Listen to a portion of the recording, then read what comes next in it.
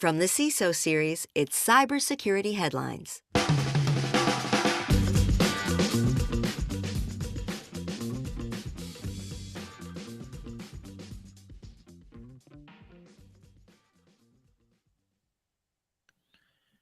MGM and Caesars get heisted by a spider.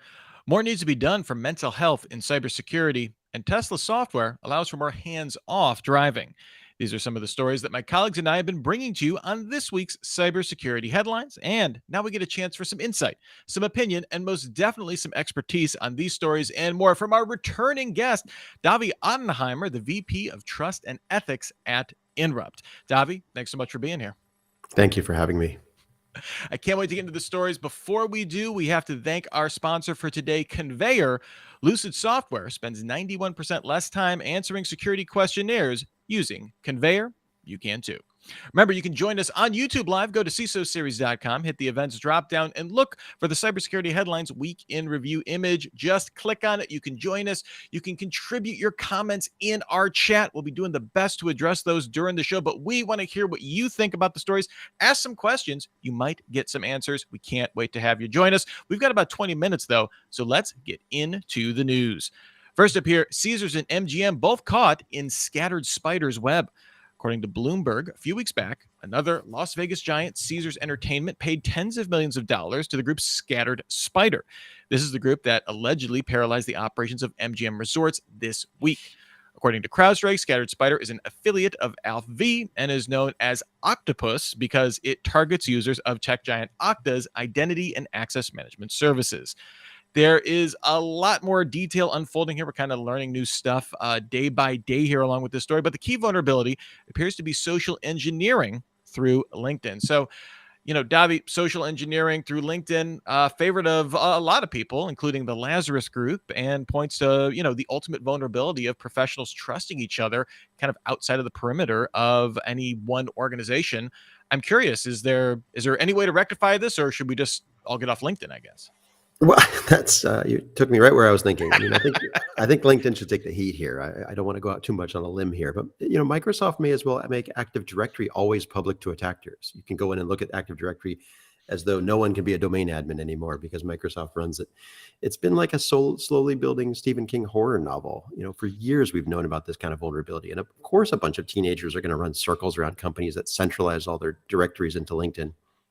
It's a terrible model. It's a terrible sharing model. It's a total mess of integrity and privacy failures. So let's fix LinkedIn, but I don't know if that's even possible given the way that it's so centralized and uncontrolled. Is there anything, beyond the LinkedIn component, I guess, we're still learning details about this, but are we increasingly going to see, I guess, just anything connected with identity and access as we kind of move toward more multi-factor authentication, where that is now the golden goose? Are these just types of services now just ripe targets? Anything with a registry of your stuff, is that just going to be the new targets that everybody's going after? Well, I think it's a case of over-centralization, and unnecessarily so. We should have moved towards a federated model where people had actual authority. I mean, you think about Microsoft having a forest of domains and trees with administrators and some sense of belonging and some sense of ownership, just blown out, completely by LinkedIn, where all kinds of rogue accounts are collecting identities like trophies and, making fun. The attack, when you read through the process that they went through, is just so shockingly pathetic. They pretended to be someone by just looking up everything about them and then claiming to be that person. It's LinkedIn made the company less secure. Literally made the company less secure the way LinkedIn handled their data. And I think the alternative model is people should be in control of their own data and decide what they should share based on access grants. So I can decide who sees my stuff and who doesn't in a manner that makes actual sense because it's my data in my hands. Not I gave it over to someone else and they represent me to other people and I have no idea who's looking at it and what they're doing with it. All right, well, our next story here, more needs to be done for mental health in cybersecurity. A topic that kind of flies under the radar a lot of the times, but a story from Cyberscoop quotes research from Tynes and Gartner that shows how the demands of cybersecurity are taking a severe toll, leading to serious mental health issues, including things like burnout, substance abuse, and even suicide.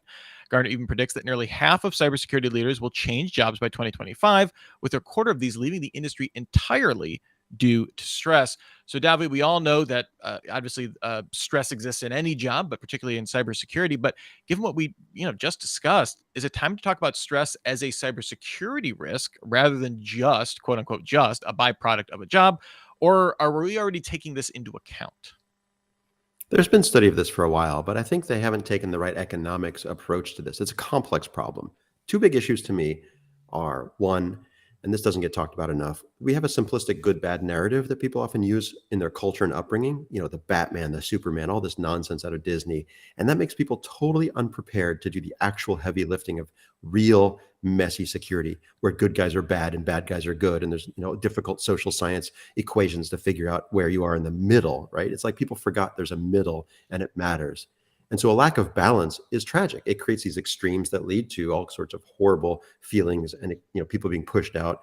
But let me go even deeper into that, which is the reward system is completely backwards because you come into this without the right skills. And if you eventually get to where you have a nuanced, balanced approach, you're not the one rewarded at all.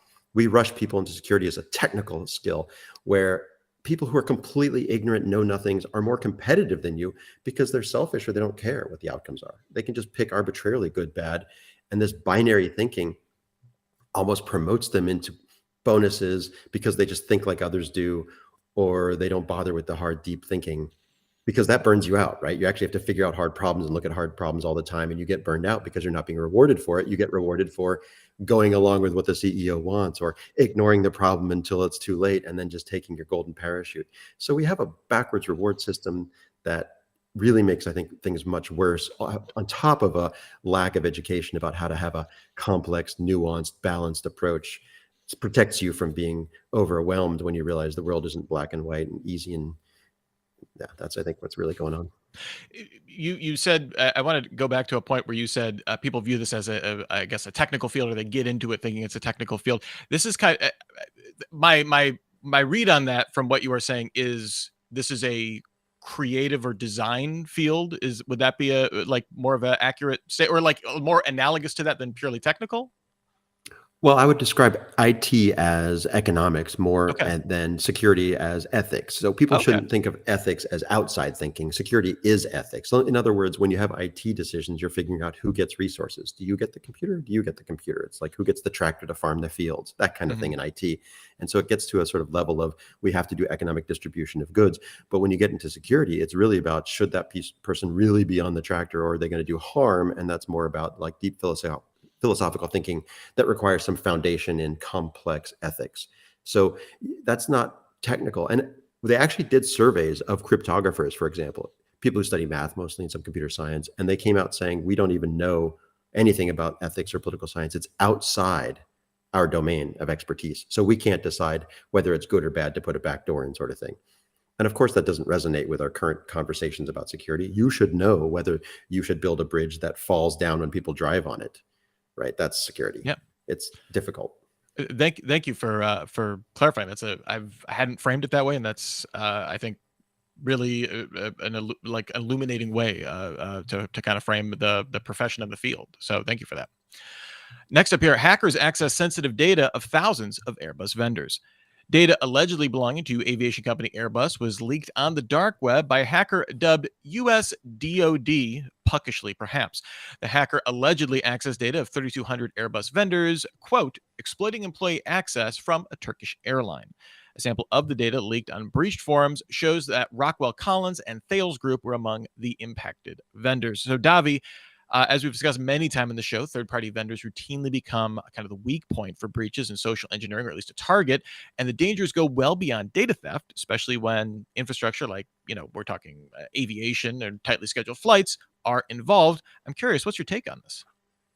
I think the hidden story here, the buried lead, is that people who rush are susceptible to these problems more than people who go slow and are careful. And so I like standards a lot. I like right to repair a lot. I've worked on it my entire career. And that implies a certain visibility into vendors and supply chains. And you don't necessarily go super fast because you're being careful to make sure that the ingredients you bring into your products are really things that you stand by yourself. Now that's a problem with having a box that has doors, right? If you have a 6-sided box and you put a door into it, are you less safe? Well, no, if you're budgeting for control over what comes in those doors. And that's sort of the whole You can't just always build closed boxes. They're not very useful. That's the problem. Security isn't good if it's not useful in the real world sense. So closed loop systems like this are for cheap and fast stuff that tends to be starved for innovation. It tends to lack oxygen. It's full of lies, right, to compensate for the fact that it's not innovating in this closed box. And that's far more problematic for safety. So although we like to beat up on people for having like connections where they bring things in that are unsafe, well, if they slowed down and if the market allowed them to be careful and budget for that, it would be fine. Much better than if they cut off all these external connections and tried to build everything themselves inside a closed box, which would be garbage, as Microsoft and Tesla have proven many times. It's garbage technology that was built without good connections. The closed loop is bad. All right, well, our next story here is one that definitely caught my eye this week. Ransomware cost Sri Lankan government months of data. Sri Lanka's Information and Communication Technology Agency, or ICTA, confirmed its Lanka government cloud system suffered a massive ransomware attack on August 26th. IT workers restored systems within 12 hours of the attack, but a lack of available backups resulted in data from May 17th through August 26th being permanently lost. According to Cybal, the Sri Lankan Interministerial Committee was using Microsoft Exchange version 2013, and there were no offline backups. Of course, not looking to pick on Sri Lanka specifically here, but instead, maybe let's look at unwillingness that organizations all over the world have to, spend sufficient money proactively in the face of a mere attack possibility, something that would take their online backups off or, delete their online backups. Davi, I'm curious, what are your thoughts? Well, first I go back to the right to repair points I was making. Gates opposed open standards, and it was for maximal personal profit. And that imbalance is what we're seeing here is offline backups weren't supposed to be a thing anymore. We have a world of active capabilities, open source community. Why are they running on an old version of Microsoft that requires like offline? That doesn't even make sense to me if they were into the modern free alternatives that they could have been using instead. So second, anyone that's inviting Bill Gates to anything these days should cancel his tickets, demand he immediately go clean up Exchange and SharePoint all over the world, let alone Windows. Like, he sold bridges that were too short, that fall down after a few years. He even named them 2013. So you're shamed if you want quality. Like, oh, are you running on a 2013 product? Well, it's only been 10 years. Oh, well, the 2013. The name itself is supposed to imply that you should get off the thing. And so lasting quality was not part of the equation. And so he shouldn't be talking about the future of anything until he cleans up this mess that I feel like he was sort of the reason that it was created in the first place, the disasters he created. So we might as well ask Enron if they have stock picks. You know what I'm saying? So on the one hand, I want to be like, hey, I know you picked Microsoft because you thought it was a safe bet, and people say you should have had offline backups. But at the same time, maybe if you'd had a few local developers building a Linux system with some rsync and active on a few local providers, you would have been way better off and saved a ton of money. I just like the idea of Bill Gates like having like the punishment of like a Greek Titan, like has to go around fixing SharePoint all over the world for the rest of time. This is very amusing to me. All right, before we move on to the next story, a word now from our sponsor, Conveyor. The team at Lucid Software reduced the time spent answering customer security questionnaires by a whopping 91% with Conveyor's security questionnaire automation software, powered by OpenAI. Compared to the tools on the market, Conveyor's AI auto-generates the most accurate answers to entire questionnaires, so you can spend almost zero time on them. That's it. That's the ad. We'll get back to the headlines in just a second, but if you want to take away the pain of questionnaires, try a free proof of concept at conveyor.com. Next up here, CISA offering free security scans for public water utilities. Big, busy week for CISA. They're putting out roadmaps. They're doing scans. CISA has announced it's offering a free security scan for critical infrastructure facilities to help protect them from cyber attacks. This was co-developed with the EPA, the Water Sector Coordinating Council, one of my top 2 coordinating councils, and the Association of State Drinking Water Administrators. CISA will run weekly scans of facilities' internet-exposed endpoint vulnerabilities. It will then run subsequent scans to confirm whether the water utilities have taken steps to mitigate the issues. So, sounds like a good idea in principle, but when government can get involved in managing day-to-day operations, does your spidey sense go off on this, Davi? Well, first of all, you're getting scanned every day for free. You just don't get to see the reports. So this is an opportunity. True. This is an opportunity to actually see what's going on, which once a week, hey, that's not bad. That's not too much. It's not like they're giving it to you constantly. But more importantly, like, let's be honest, I'm not worried about CISA and the EPA. Facebook has demonstrated some of the worst day-to-day operations management in history. And the latest news on Twitter, I mean, come on, they're trying to prove themselves totally incompetent on operations as a private company. So Americans keep forgetting that private militias were running in the tens and hundreds of thousands in the country. And the American private sector has a horrible history, like firebombing Tulsa, right? Mass graves. So it's no picnic if you undermine the government that's supposed to be protecting you from them. I would bet on CISA and EPA right now instead of the private sector. But ultimately, it's about balance, right? Accountability. We need both. So I'm not going to get down on the government or the private sector entirely, but I'm going to point out flaws where I see them. I would take the scans. Yeah, definitely better than the situation of, I hope no one sees these exposed endpoints. And, we've seen where we've gotten with that so far. All right, our next story here. Tesla software allows for more hands-off driving. Software update in Tesla cars is allowing drivers to spend less time with their hands on the steering wheel. The National Highway Traffic Safety Administration has asked for more information from Tesla regarding how many cars have received this update and what the company's plans are for it. This is on the heels of a substantial jump in crashes and deaths that may have involved AI systems. Tesla has installed cameras that watch drivers to ensure they don't spend too much time driving hands off, but not all models have them, and drivers themselves see the technology as a bit of a nag. So, Davi, there are some stories that don't so much require a question as maybe just looking over my metaphorical glasses with one, I'm going to say, both eyebrows raised at this point. I'm curious your thoughts. This is such a horrible story. I mean, it reminds me when Tesla killed a pedestrian, Uber killed a pedestrian at the same time. Uber shut down their program. Tesla started charging more money for theirs, saying, "Hey, why not, make it a premium service to kill pedestrians?" And this is like lawn dart company that's deemed unsafe removes the safety tip, right? It's like, what? You're going the wrong direction. It's like a death trap on the road. And the NHTSA, if you look at their numbers since January, has jumped dramatically, right? Mhm. There's 30 dead now in the records of the NHTSA, and it's 17. So we're almost doubling the number of dead from autopilot. 1 in 10 crashes apparently are fatal in autopilot. These are horrible numbers. And so they're thinking about taking off the safety control. It's yet another terrible idea from a manslaughtering car company that seems to want more people dead. I just don't even know why anyone would get in a Tesla ever.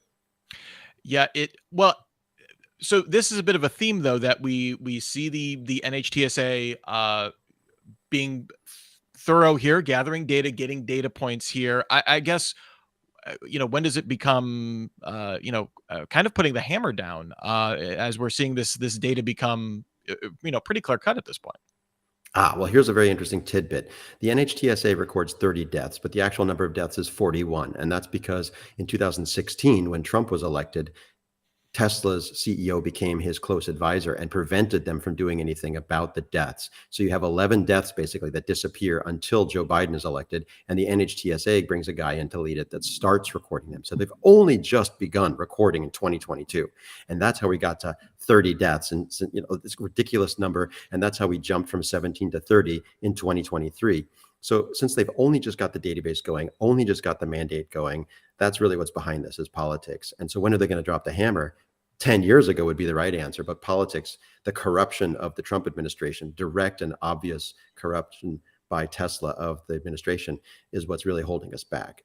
To regulate Tesla, I think, would require some serious political muscle, because corruption in politics. And our last story here, new repo jacking attack exposed thousands of GitHub repos. Checkmark's researchers discovered a new repo jacking vulnerability in GitHub that could have exposed over 4,000 packages. Repo jacking allows attackers to publish a rogue repository using an old repository username after the legitimate creator changes the username. Now, GitHub implements a namespace retirement control, but the researchers were able to bypass the mechanism by leveraging a race condition with an API request issued almost simultaneously to create a new repository and change the account's username. So, Davi, this too, not exactly a new concept here. We've seen this in GitHub and many other places where domains or namespaces are transferred elsewhere without sufficient close downs. Here, the researchers were able to beat the bad guys, I guess, to the punch here, at least the people looking to take over these repos. Is there more that people should be doing to, I guess, clean up after themselves, or should we be looking squarely at GitHub here? That's a good question. It's a tough one because you're locked into a process that they define and they write. So you should Yeah, you need to do more, but you're only able to do what they allow you to do is another way of looking at it. Like it's their flow and you're subject to whatever they decide you get to do on their platform.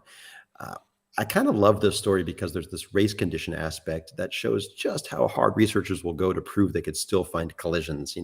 They just go to absolute end of the earth to prove that they found something, which is what they're supposed to do. But at the end of the day, it's just them banging a drum and claiming a 3% success rate extrapolates to everyone in the world having the sky fall on them. And that's not realistic at all. That's researchers trying to get a name for themselves and being like loud. They probably should have just fixed the thing and quietly felt satisfaction for fixing a bug instead of trying to drag everyone's attention into it. There's not much more we can do other than what we're allowed to. So fix the stupid thing, tell us that you fixed it, and move on to the next one. All right. Well, before we get out of here today, want to thank everybody that was chatting with us on YouTube while watching the live stream. Remember, you can watch us. We are live 3:30 p.m. Eastern every single Friday. We had a question come in from James Driscoll. He asked, is it true that Caesars and MGM paid the ransom? I know, James, for Caesars, Bloomberg was reporting that they did pay the ransom. That is Bloomberg's reporting, but they are generally very well sourced. I would not be surprised if it comes out that MGM is. We do not have any reporting on that yet. But given that was Caesar's response, and I would not be surprised. Let me just put it that way. They're in the same industry. I don't know. I just always assume they will operate pretty much the same way. Davi, any thought on that? You shouldn't pay the ransoms. I mean, yes. Yes. So, first and foremost, you're funding either horrible people at best or rogue states at worst. So yes, don't pay the ransoms. Yes. Yeah. So I would say don't. That's how I saw the news. Was somebody said, "Hey, they paid, don't pay." So I think it's true that they did pay because they wouldn't be warning people not to again if it hadn't been close to the truth, if not the truth. All right. So Davi, before we get out of here, was there any story that was a thumbs up or an eye roller for you? Something a favorite, one that stood out among all the rest. That Tesla story just kills me that they took off the safety control on the eve of finding out that their safety is plummeting. They decide to make it less safe. It just can't get any worse from these people. I can't emphasize enough. Do not get in a Tesla. And if you have friends, don't let them get in a Tesla. It's awful. And Davi, where can people find you online for thoughts, Tesla or otherwise, on the cyberspace? Flying Penguin is the place I'm usually writing, often about Tesla. FlyingPenguin.com. All right. Love it when we get a good blog to share. Flying Penguin is certainly one of those. So check it out if you are so inclined. Thank you, Davi Ottenheimer, the VP of Trust and Ethics at Inrupt. Always a fantastic time when you come around the week interview show. So I truly appreciate your time. Thanks for having me. It's great to be here.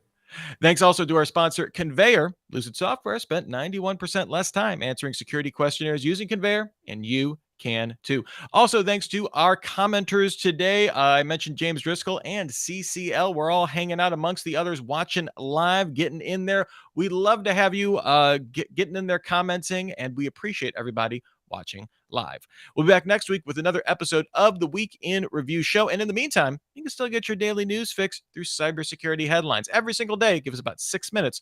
We'll get you all caught up. Until the next time we meet, I'm Rich Stroffolino, reminding you to have a super sparkly day. Cybersecurity headlines are available every weekday. Head to CISOSeries.com for the full stories behind the headlines.